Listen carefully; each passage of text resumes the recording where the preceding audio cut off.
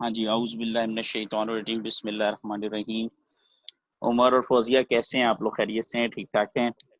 جی ہاں جی الحمدللہ، اللہ کا شکر۔ اللہ کا لاسٹ سیشن کیسا تھا؟ اس کا تھوڑا بہت فیڈ بیک دیں، کیا اس میں لرننگ ہوئی؟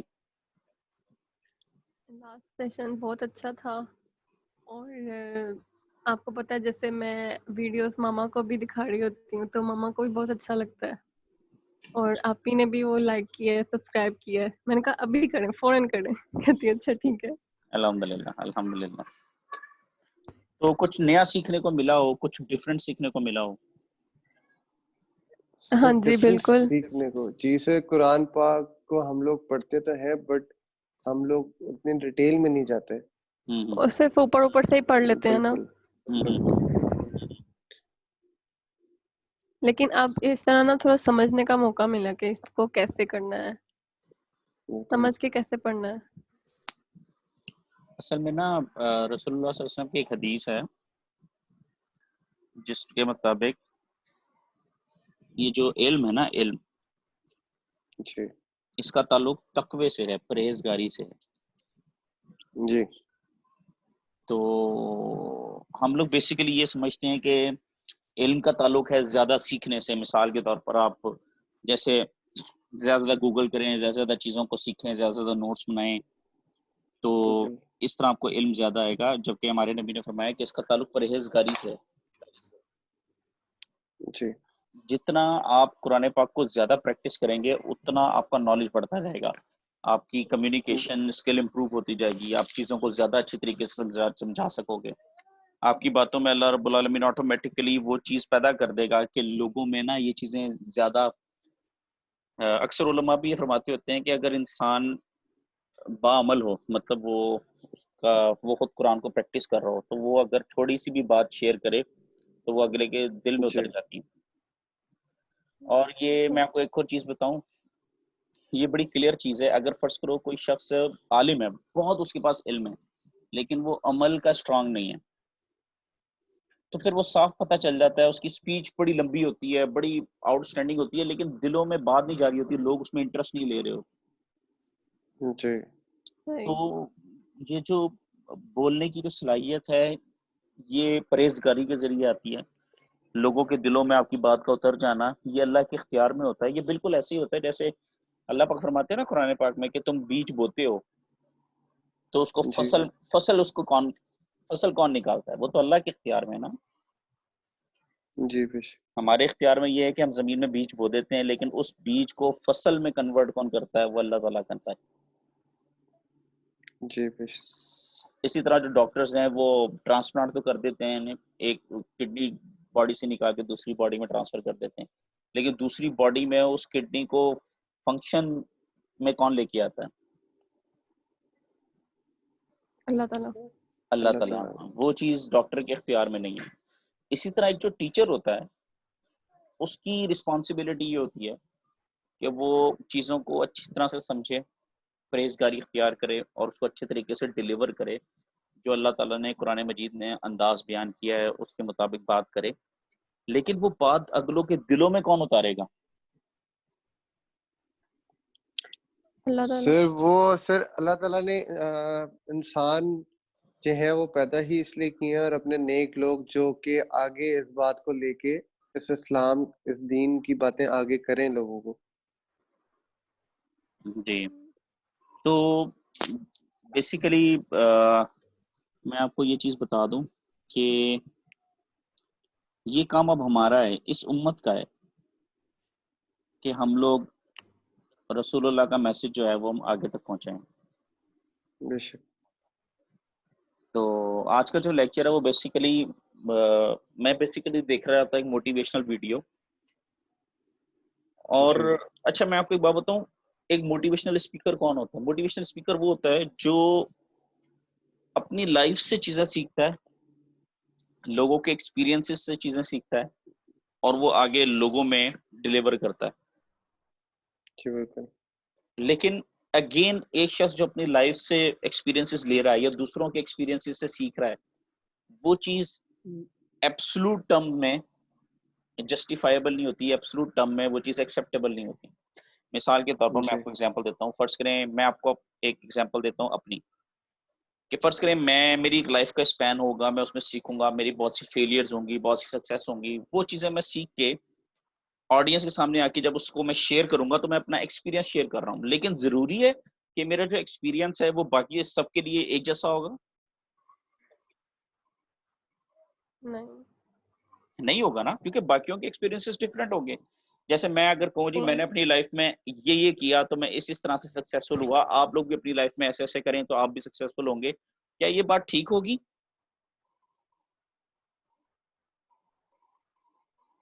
کیا خیال ہے آپ لوگوں کا؟ کسی حد تک کسی حد تک ٹھیک ہوگی, لیکن یہ اوور آل ٹھیک نہیں ہوگی. مطلب اس کو ہم جرنلائزیبل نہیں کہہ سکتے. یا مے بی اس کو میں بالکل تھوڑا ایسا سا ہی اور ہے. الیبریٹ کرتا ہوں کہ فرض کریں اگر میں نے اپنی لائف کے ایکسپیرینس سے کچھ سیکھا اور اس ایکسپیرینس کو میں نے آپ لوگوں کے ساتھ شیئر کیا, تو 10 میں سے مے بی 2 لوگوں کے لیے وہ چیز ٹھیک ہو, لیکن 8 لوگوں کے لیے نہ ہو. بالکل. لیکن جو اللہ پاک کا قرآن ہے نا, وہ تو دیکھیں اللہ نے ہمیں پیدا کیا اور اللہ نے اپنی ہدایات قرآن پاک میں لکھ دی. جی تو جو قرآن پاک کی ہدایات ہیں وہ جرنلائزیبل ہیں, وہ سب کے لیے ہیں. یعنی کہ اگر آڈینس میں 100 لوگ بیٹھے ہیں اور آپ جی اللہ کا قرآن ان سے ڈسکس کریں تو وہ 100 کے 100 لوگوں کے لیے ایکسیپٹیبل بھی ہوگا, پریکٹیسیبل بھی ہوگا, افیکٹو بھی ہوگا. جی سمجھ آ رہی ہے آپ کو؟ جی بے شک. جی سر بالکل. تو بیسیکلی میں نے یہ ایک موٹیویشنل لیکچر دیکھا تھا یوٹیوب پہ, تو میں نے سوچا کہ میں آپ لوگوں کے ساتھ شیئر کروں. اب اس میں موٹیویشنل اسپیکر جو بھی ہے اس نے کچھ 9 چیزیں بتائی ہیں کہ جی لائف میں جب بھی ٹف سچویشنز آتی ہیں تو یہ 9 چیزیں کریں تو آپ لائف میں کبھی بھی فیلئر کی طرف نہیں جائیں گے, بلکہ آپ لائف میں سکسیس کی طرف جائیں گے. اب میں نے جب اس کا جی موٹیویشنل لیکچر دیکھا تو میں نے اس کے لیکچر میں کہیں بھی اللہ کی ذات کو نہیں دیکھا. اور میں آپ کو جی بہت بڑی اگزامپل دیتا ہوں. سورہ اعراف میں یہ واقعہ ہے کہ اللہ رب العالمین نے فرمایا کہ بنی اسرائیل میں نا کچھ بستیاں تھیں تو وہ جی غریب تھیں, بہت زیادہ غریب تھیں. لیکن اللہ تعالیٰ فرماتے ہیں کہ پھر کچھ عرصے بعد جب ہم نے ان پر اپنا کرم کیا, ان کو ہم نے اولاد بھی زیادہ دی, ہم نے ان کو مال بھی زیادہ دیا, ہم نے ان کو امیر کر دیا, تو ان لوگوں نے یہ کہنا شروع کر دیا کہ ہمارے آباء و اجداد کے ساتھ بھی ایسا ہوتا تھا.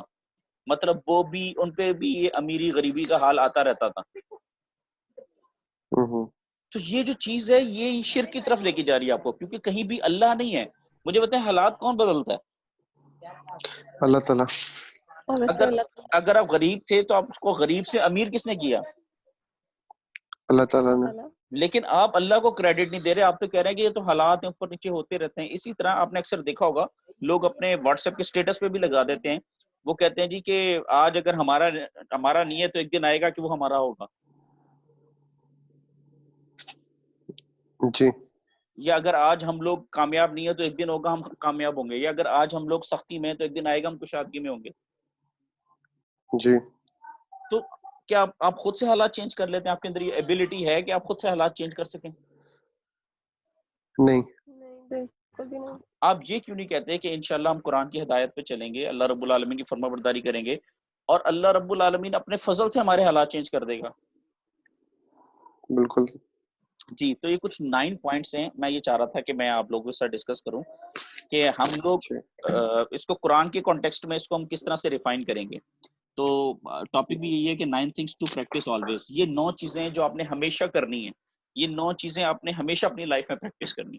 ٹھیک ہے, ایک تو آپ یہ چیز یاد رکھیں, یہ جو میری پہلی سلائڈ ہے اس میں میں نے بیسیکلی یہ بتایا ہے. دیکھیں, in order to be on right path in every time, especially on tough times, you have to practice these every time, otherwise you will get perished. دیکھیں ایک بڑی خوبصورت بات ہے, یہ چیز ہمیں بھی پتہ ہے کہ ہم لوگ نارملی کیا کرتے ہیں کہ جب ہمارے ایگزامینیشن قریب آتے ہیں تو ہم تیاری شروع کر دیتے ہیں. صحیح ہے, سن رہے ہیں آپ جی لوگ؟ تو مجھے بتائیے جی جی کہ سر. ایگزامینیشن کے ٹائم میں جی جو لوگ تیاری کرتے ہیں وہ زیادہ عقل مند ہوتے ہیں, یا جو لوگ ایگزامینیشن سے پہلے اس کی تیاری کرتے ہیں وہ لوگ زیادہ عقل مند ہوتے ہیں؟ ایگزامینیشن سے پہلے. پہلے سے. جو لوگ ایگزامینیشن سے پہلے تیاری کرتے ہیں وہ لوگ زیادہ عقل مند ہوتے ہیں نا. جی ہاں جی بالکل.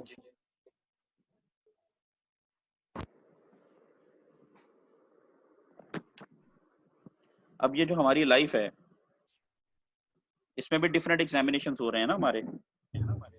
ہاں جی جی تو اگر ہم لوگ اس ایگزامینیشن سے پہلے اپنے آپ کو پریپیئر رکھیں تو جب وہ ٹف ٹائم آئے گا تب ہم لوگ زیادہ اچھی طریقے سے پرفارم کر سکیں گے. ایسے ہی ہے. ہاں جی جی اب دیکھیں جیسے حضرت یوسف علیہ السلام کی اگر ہم ایگزامپل لیتے ہیں, حضرت یوسف علیہ السلام حضرت یعقوب علیہ السلام کے بیٹے تھے. تو یعقوب علیہ السلام چونکہ نبی تھے, اور نبی ہمیشہ اپنے بچوں کی جو تربیت ہے وہ اسی طرح کرتا ہے, وہ اپنے اللہ پاک کے کلام کی مطابق, اللہ پاک کی ہدایت کے مطابق تربیت کرتا ہے. جی تو حضرت یعقوب علیہ السلام نے یوسف علیہ السلام کو پہلے سے بتا دیا تھا, جب وہ پیدا ہی چھوٹے تھے تو ان کو سکھایا کہ بیٹے یہ آزمائش گاہ ہے, اس میں مختلف ایونٹس آئیں گے اور ان میں تم تبھی کامیاب ہو سکتے ہو جب تم اللہ کو یاد رکھو ہر معاملے میں. جی پھر جب وہ 10 سال کی عمر میں پہنچے تو اچانک وہ ایونٹ آیا, ان کے بھائیوں نے ان کو پکڑ کے ان پہ زور زبردستی کی اور ان کو کنویں میں پھینک دیا. لیکن وہ وہاں پہ بھی ثابت قدم رہے اور انہوں نے اپنے بھائیوں کو معاف کر دیا. فوزیہ یہ وہی کل والا پوائنٹ ہے جو آپ پوچھ رہی تھی کہ سر بہن بھائیوں کی نفرت ہوتی ہے اور وہ سامنے آ جاتے ہیں, لیکن پھر بھی ہم ان کو دیکھ کے جو ہے وہ ساری چیزیں ریکال ہو جاتی ہیں. جی لیکن یوسف علیہ السلام نے کنویں میں گرنے کے فوراً بعد ہی اسی وقت اپنے بھائیوں کو معاف کر دیا. بالکل. ہاں جی تو یہ کرج کب آتی ہے, یہ تربیت کب آتی ہے؟ جب پہلے سے آپ ان چیزوں کو پریکٹس کر رہے ہوں.